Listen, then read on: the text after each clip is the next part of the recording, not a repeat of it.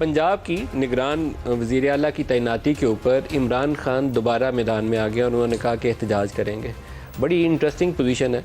पहले इमरान का आपको एक बयान भी सुनाऊंगा, लेकिन पूरा इसका बैकग्राउंड बड़ा इंटरेस्टिंग है। हुकूमत और अपोजिशन के पास एक आइनी तरीक़ाकार के तहत नाम देने का एक इख्तियार है और उस नाम के ऊपर जो भी सिटिंग चीफ मिनिस्टर है या प्राइम मिनिस्टर है और जो कायदे हिज़्ब इख्तिलाफ हो सूबे में या मरकज़ में, उनके दरमियान में मुशावरत का अमल है। वो मुशावरत का अमल अगर आगे तक नहीं पहुंचता तो फिर ये मामला एक स्टैंडिंग कमेटी के पास चला जाता है। वो स्पीकर साहब कमेटी बनाते हैं और उसके भी दोनों अपोजिशन भी और हुकूमत भी नाम दे देती है। वहाँ पे भी हल नहीं होता तो फिर ये इलेक्शन कमीशन ऑफ पाकिस्तान के पास चला जाता है।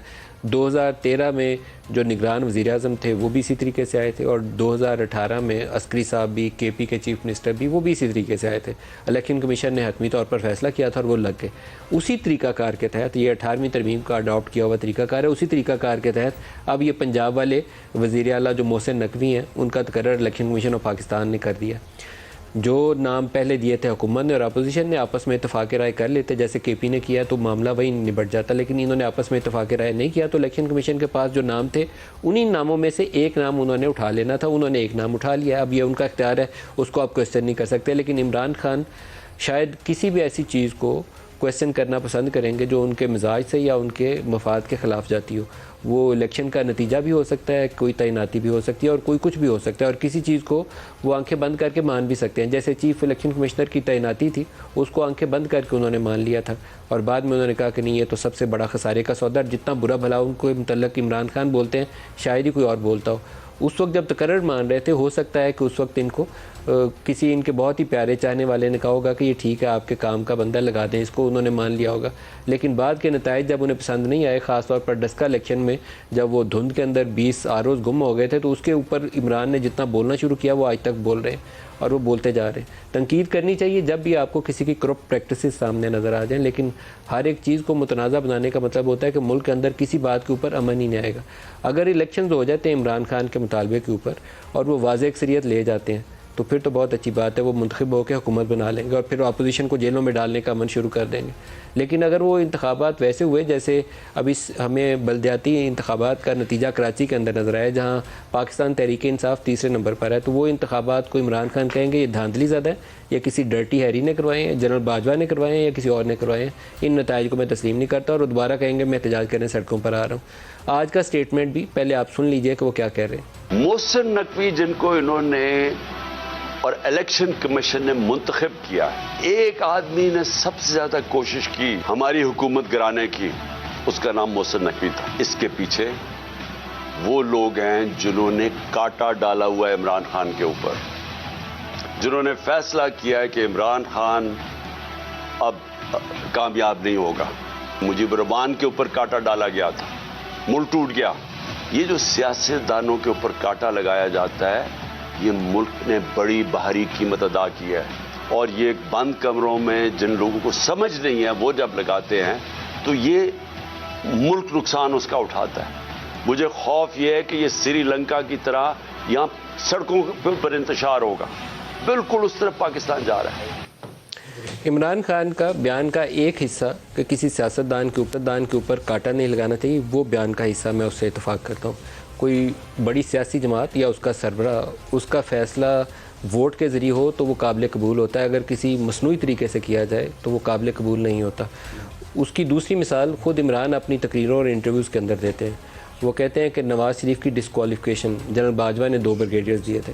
नवाज़ शरीफ के ऊपर पनामा का केस था और शायद बहुत ज़्यादा जिन लोगों ने पनामा के ऊपर प्रोग्राम किए थे उनमें से एक मैं ख़ुद शामिल हूँ और मेरी दिली ख्वाहिश पहले भी थी और आज भी है कि वो जो 444 लोग जिनका नाम पनामा के अंदर आया था या दूसरी इस तरह की इंटरनेशनल लीग्स में आया, उसकी प्रॉपर इन्वेस्टिगेशन हो।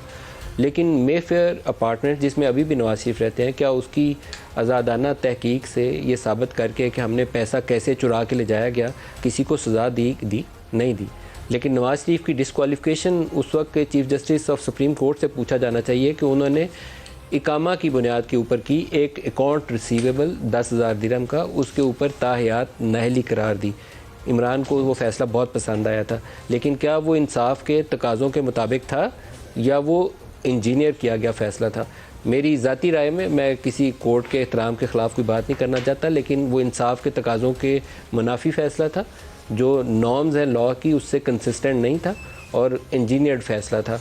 वो नतीजा क्या हुआ कि वो डिस्क्वालीफाई तो नवाज शरीफ हो गया, लेकिन अभी भी पार्टी सियासी फ़ैसले उसके इख्तियार में। इवन आर्मी चीफ़ की तैनाती के ऊपर पूरी उसकी टीम यहाँ से रवाना हुई लंदन, और लंदन से जो बड़े मियाँ साहब ने फ़ैसला किया उसके ऊपर आके शहबाज शरीफ छोटे भाई वज़ीर-ए-आज़म पाकिस्तान ने ऊपर आके दस्तखत किए। इसके अलावा वो फ़ैसला करने के मजाज भी नहीं थे और उनके पास इख्तियार भी नहीं था। ये सूरत हाल है। लेकिन अगर वोट के ज़रिए फ़ैसला होता, वोट आउट हो जाता नवाज शरीफ, तो फिर वो फ़ैसला कुछ और होता। इमरान खान इसके मतलब क्या कहते हैं वो भी उन्हीं की ज़ुबानी सुन लीजिए। टेंशन से पहले जनरल बाजवा भी मीडिया को बिठा के कहते थे कि इन्होंने कितनी चोरी की है। इनकी जेआईटी जो जनरल बाजवा ने 2 ब्रिगेडियर भेजे थे, उन्होंने ही साबित किया नवाज शरीफ की पैनमा केस, जिसकी वजह से नवाज शरीफ आज तक माफ नहीं कर रहा जनरल बाजवा को। अब मोहसिन नकवी के ऊपर जो इन्होंने चढ़ाई की है, इनको कोर्ट में जाना चाहिए, उनकी इंटेग्रिटी क्वेश्चन करनी है तो शायद प्रॉपर फोरम वही हो, अदरवाइज़ इनके पास कोई रास्ता नहीं है। जो आईनी कानूनी तरीकाकार है उसको फॉलो करके एक तैनाती की गई है, उसको क्यों मुतनाज़ बना रहे हैं मुझे मालूम नहीं। हसन अस्करी साहब की गुज़श्ता इंतखाबात में कैसे तकर्री हुई थी, इमरान खान को बहुत अच्छे से पता है, शायद उसकी वजाहत करना ये पसंद करें कि वो तैनाती की बुनियाद क्या थी। डॉक्टर हसन अस्करी साहब किसके पसंदीदा थे और इलेक्शन के प्रोसेस के दौरान में वो उनका रोल जो था वो ख़ुद इमरान खान अपने लफ्ज़ों में बयान कर सकते। या केपी के अंदर जिनकी तैनाती हुई थी, या खोसो साहब की जिनकी 2013 में तैनाती हुई थी, सबके ऊपर शायद ये बड़े सियासतदानों से कोई चीज़ छुपी हुई नहीं है। ये जिनसे इंटरेक्ट करते हैं उनको ब्रीफ भी मिला होता है कि कौन क्या कर रहा है। मोहसिन नकवी साहब से मैंने इस हवाले से पूछा है कि उनके ऊपर एक इल्ज़ाम आयद किया जाता है कि उनको 35 लाख रुपये उन्होंने नैब को वापस किया था। तो अभी थोड़ी देर पहले मैंने उन्हें कॉल की और उनसे पूछा कि आप बताइए ये 35 लाख का मामला क्या है। जो लेटर घूम रहा है उसमें लफ्ज़ इस्तेमाल हुआ है वॉलंटरी रिटर्न, रज़ा कराना वापसी का। तो मोहसिन नकवी साहब कहते हैं कि 2008 में मैंने कारोबार के सिलसिले में शेख अफजल से, जो हारिस स्टील वाले बड़ा मशहूर ज़माना केस था उनका सुप्रीम कोर्ट के सामने, शेख अफजल से 35 लाख रुपए उधार लिया। ये 2 अफराद के दरमियान में निजी मामला था, क्योंकि पब्लिक ऑफिस होल्डर नहीं रहे कभी मोहसिन नकवी। ये CNN में थे पहले, CNN से आए हैं तो इन्होंने अपना चैनल शुरू कर लिया, तो अपने चैनल के सिलसिले में जो भी मामला थे इनके कभी पब्लिक ऑफिस होल्ड नहीं किया। हारिस स्टील मिल्स के केस के दौरान ये मामला सामने आता है। जब तफ्तीश हो रही थी तो ये मामला सामने आया और उन्होंने नैब वालों ने कहा कि ये डर्टी मनी है, ये पैसा साफ़ नहीं है, 35 लाख रुपए आपने लिए हुए हैं। तो क्या 35 लाख रुपए जो इनके पास गए थे वो ये वापस करने पे तैयार थे? ये जब तफ्तीश हुई तो नैब तफ्तीश के दौरान शेख अफजल से 35 लाख रुपए ट्रांजैक्शन का मामला भी ज़ेरे गौर आया। मोहसिन नकवी ने 35 लाख रुपए मुलज़म शेख मोहम्मद अफजल की बजाय नैब को रज़ा कराना तौर पर वापस किया, क्योंकि उनका केस नैब के सामने था, सुप्रीम कोर्ट में मामला था। तो इन्होंने 35 लाख रुपये नैब को वापस किए रज़ा कराना तौर पर, और वो कहते हैं कि ये पैसा मैंने उधार लिया हुआ पैसा है जो वापस किया, कोई इसके अलावा कोई और पैसा नहीं है। इस हवाले से किसी भी किस्म का जुर्म ना छुपाया गया है और ना ही इसी मामले से कोई प्ली बार्गेन हुई है, क्योंकि प्ली बार्गेन करते हैं जो सिविल सर्वेंट्स हैं, किसी जगह पे बैठे हुए हैं, या कोई नैब केस ज़दा बंदा हो जाता है और उससे साबित होता है कि इसने 5 अरब रुपया करप्शन से कमाया पैसा, इल्ज़ाम आयद करती है नैब। वो कहते हैं मेरे पास 2 अरब हैं, 2 अरब की प्ली बार्गेन कर लो, बाकी का केस माफ़ कर दो, तो वो प्ली बार्गेन में केस ख़त्म हो जाता है। ये रज़ा कराना वापसी, वो कहते हैं कि मैंने उस बंदे से जिसके ऊपर इल्ज़ाम था उससे उधार लिया हुआ था, उसके ऊपर केस था, जब केस सामने आया तो मैंने पैसा वापस कर दिया। और एक आगे फर्दर वो ऑफ़र कर रहे हैं जो मैं ऑन एयर ही इसको ख़बर के तौर पर ही बताना चाहूँगा कि अगर कोई प्ली बार्गेन साबित हो जाए या कोई क्रॉप प्रैक्टिस साबित हो जाए तो वो फौरी तौर पर अपना इस्तीफ़ा, उन्होंने कहा कि अगर कोई ऐसी चीज़ तुम्हारे पास हो, कोई सबूत ले आए, कोई प्ली बार्गेन का डॉक्यूमेंट ले आओ, तो फौरी तौर पर इस्तीफ़ा अपना लिख के तुम्हारे हाथ में दे दूंगा। तो मेरे ख्याल में इससे ज़्यादा चीज़ तो कोई नहीं दे सकता। बाकी वो अपना काम क्या करेंगे, कितना शफाफियत से करेंगे, ये इन ऑफिस जैसे जैसे वो करेंगे तो हमारे सामने आता जाएगा। जो प्रोग्राम में आज हमारे साथ शुरका हैं इस्लामाबाद शोएब शाहीन साहब हैं, very warm welcome sir. Doctor Tariq Fazal Chaudhry साहब हैं, डॉक्टर साहब खुश आमदीद। और पलवशाह खान पाकिस्तान पीपल्स पार्टी से हमारे साथ होंगे, उनको भी खुश आमदीद कहता हूँ। मेहमानों से सवाल जवाब शुरू करने से पहले आज एक पूरे मुल्क में वो कहते हैं नाइट मेयर सिनारियो, तो नाइट मेयर सिनारियो है इस वक्त। सुबह 7:30 बजे से बिजली बंद है और पाकिस्तान एक ऐसे वो मुज़क्का खेज़ सूरत हाल का शिकार है कि पिछले चंद सालों का डाटा उठा के देखें तो हर साल में या 1 साल का वक्फा पड़ता है तो एक दिन ऐसा आता है कि 12-14 घंटे के लिए पूरा मुल्क तारीक हो जाता है। पूरा मुल्क, आज भी पूरा मुल्क बंद है और उसकी जो वजाहत मिनिस्टर साहब की जानिब से आई वो भी मुज़ाकरा खेज़ ही है। उन्होंने कहा कि रात को हम सर्दियों में बिजली का इस्तेमाल कम हो जाता है तो बाज़ पावर जनरेशन के जो यूनिट्स हैं उनको बंद कर देते हैं, सुबह जब स्टार्ट करते हैं तो उससे ऐसी कोई फ्लक्चुएशन आई है कि कुछ सिस्टम जो है वो हमारे ऑफ हो गए, बंद हो गया, उससे पूरा मुल्क अंधेरे में डूब गया। वो हुआ, एक डिस्ट्रिक्ट बंद होता है, 2 डिस्ट्रिक्ट बंद होते तो फिर तो काबिल कबूल था, लेकिन यहाँ पूरा मुल्क बंद है। जनवरी में भी हुआ, फिर सितंबर में भी हुआ गुज़श्ता साल, और अब फिर दोबारा जनवरी में हो रहा है। और पिछले सालों में भी चले जाए तो 2019 में भी नज़र आएगा, 16 में भी नज़र आएगा।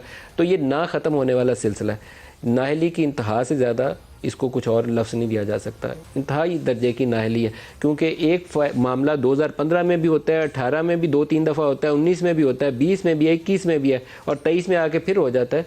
तो आप इसको एड्रेस करने की काबिलियत नहीं रखते, इसकी इस्लाह नहीं कर सकते। और एक और उससे भी बड़ी खबर जो इसके साथ ही जुड़ी हुई है, इसके ऊपर लोग सारा दिन सोशल मीडिया पे मीम बना के शेयर करते रहे, और वो हमारे बिल्कुल हस्बे हाल हैं जो पाकिस्तान के हालात हैं।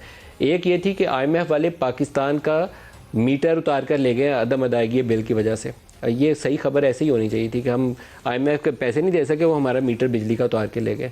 और दूसरी खबर यह थी कि वज़ीर आज़म पाकिस्तान को मज़ाहिया अंदाज में लिखा हुआ था कि वो कह रहे हैं पाकिस्तान को बंद करके रीस्टार्ट करने की कोशिश कर रहे हैं, शायद इसी से चल पड़े। तो ये भी बात बिल्कुल सही है, पूरा मुल्क इस वक्त बंद पड़ा हुआ है, बेशतर इंडस्ट्रीज़ बंद पड़ी हैं। अभी हमारे नुमाइंदे बता रहे थे कि जो टेक्सटाइल सेक्टर है उससे आज एक दिन की बंदिश का $70 मिलियन का नुकसान है, क्योंकि पूरा मुल्क अंधेरे में डूबा है तो सारी इंडस्ट्री भी बंद है। स्टेट बैंक ऑफ पाकिस्तान ने आज ही के रोज़ शरह सूद को 17% कर दिया, 16 से 17 करने का फ़ायदा किसको पहुंचेगा? क्या इससे महंगाई कम होगी? इसका जवाब नफ़ी में है, क्योंकि 30% पे इन्फ्लेशन है।